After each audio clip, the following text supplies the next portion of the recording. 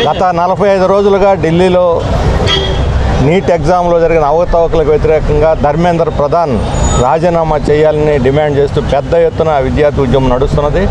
నెల రోజులుగా సోనం వాంగ్చుక్ నిరాహార దీక్ష పూనారు.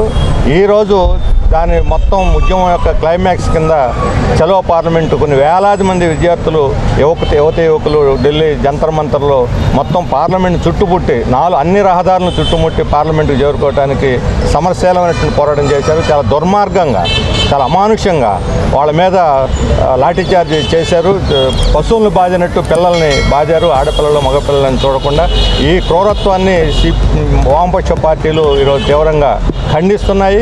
ఇప్పుడు నడ్డా వాళ్ళని చర్చలకు పిలిచి లెటర్ తీసుకున్నాడు. చర్చలతో ఆ రకంగా పరిష్కారం ఏది కాదు. ధర్మేంద్ర ప్రధాన్ రాజీనామా చేసి నీట్ ఎగ్జామ్స్ ఎన్టీఏ ఏదైతే ఉందో దాన్ని రద్దు చేసి డీసెంట్రలైజ్ చేయాలి మొత్తం ఎగ్జామ్స్ని. విద్యా వ్యవస్థనే ప్రక్షాళన చేయాల్సిన అవసరం ఉంది. అవినీతి కంపు కొడతా ఉంది విద్యా వ్యవస్థ అంతా కూడా. లక్షల కోట్లు పెట్టి డబ్బున్నటువంటి వాళ్ళు కొనుక్కొని సీట్లు పేదవాళ్ళకి మధ్యతరగతి వాళ్ళకి అన్యాయం చేస్తున్నటువంటి విద్యా వ్యవస్థ ఈరోజు కుళ్ళిపోయింది.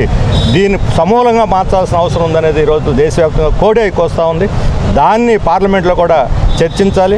అందుకని ధర్మేంద్ర ప్రధాన్ రాజీనామా చేస్తేనే దీనికి పరిష్కారం. ఎవరైతే లాఠీచార్జ్ అమానుషంగా విద్యార్థుల మీద చేశారో దానికి ఆర్డర్ చేసినటువంటి ఆ పోలీస్ అధికారుల మీద కూడా చర్య తీసుకోవాలని మేము డిమాండ్ చేస్తున్నాం.